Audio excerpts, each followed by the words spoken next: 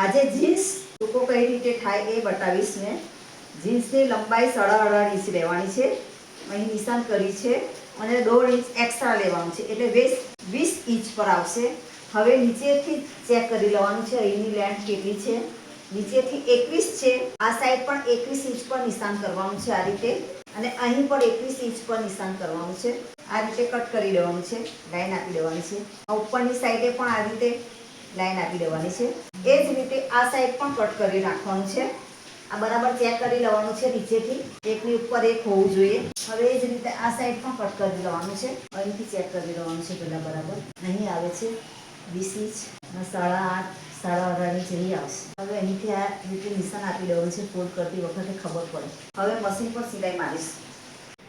હવે સિલાઈ કરીશું અહીંથી. આ જે નિશાન કરી હતી 8.5 ઇંચની, તો અહીંથી આ રીતે ફોલ્ડ કરવાનું છે ને આ રીતે બીજી વાર પાછું ફોલ્ડ કરી દેવાનું છે. ના આ રીતે પિન લગાવી દેવાની છે અને આ રીતે કટ કરી દેવાની છે. અહીંથી કટ કરી દઈશું આને. હવે અહીંથી સિલાઈ મારીશું. હવે આ નીચેની સાઈડથી થોડું કટ કરી નાખવાનું છે આ રીતે કાપડને, અને આ રીતે ફોલ્ડ કરી દેવાનું છે. બરાબર બતાવો. હવે જે આ વધારેનો ભાગ છે આને આ કાતરથી કટ કરી દેવાનો છે. આ રીતે આવશે. હવે એ જ રીતે આ સાઈડ પણ ફોલ્ડ કરીને સિલાઈ મારી દેવાની છે. પહેલાં અહીં કટ કરી દઈએ થોડું ફોલ્ડ કરવા માટે. હવે આ જે નિશાન કરી હતી ત્યાંથી આ રીતે ફોલ્ડ કરી દેવાનું છે. અહીંથી ફોલ્ડ કરીને સિલાઈ મારી દેવાની છે. હવે આ ભાગને અહીંથી કટ કરી દેવાનું છે થોડું. હવે જે આ વધારેનો ભાગ છે એને કટ કરી દેવાનો છે. આ રીતે આવશે.